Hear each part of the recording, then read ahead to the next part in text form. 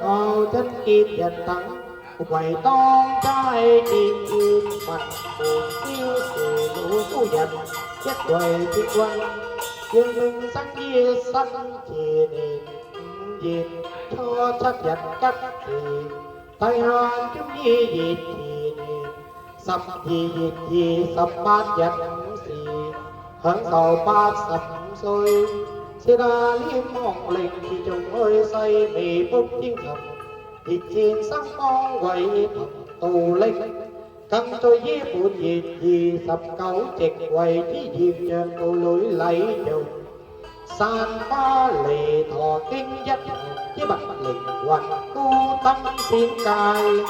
cô bà vô nhịp chân chạy siêu quyên bạch đầm luận kia tỷ phú phù thầy cùng chinh thùng tăng kiệt lọt chi tiên à hồ thùng bà chi mong lịch ngon hầu xì bàn cơ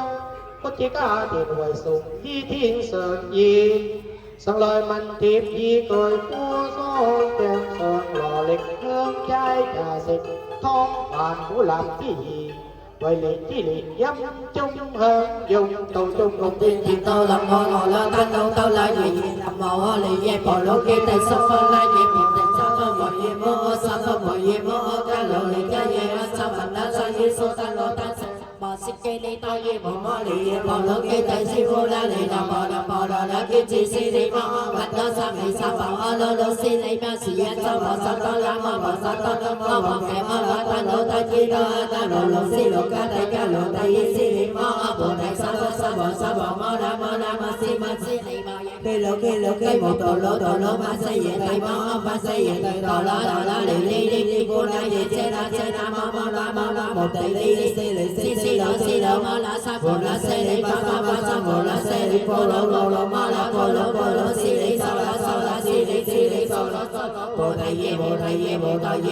ye để tay ye lỗ la cái chi lấy xí lấy lỗ cái ye mơ sa bỏ xí gọi ye sa bỏ mơ xí gọi ye sa bỏ xí gọi ye xí phân cái ye sa bỏ lỗ la cái chi sa bỏ mơ la sa bỏ xí gọi sa ta một tay ye sa bỏ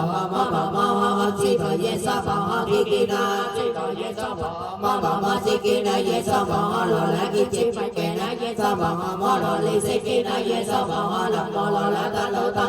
ye la mơ còn lỗ kia tại sao phân cái ye sa bỏ anh chỉ kia câu man ta là sa bỏ ye sa bỏ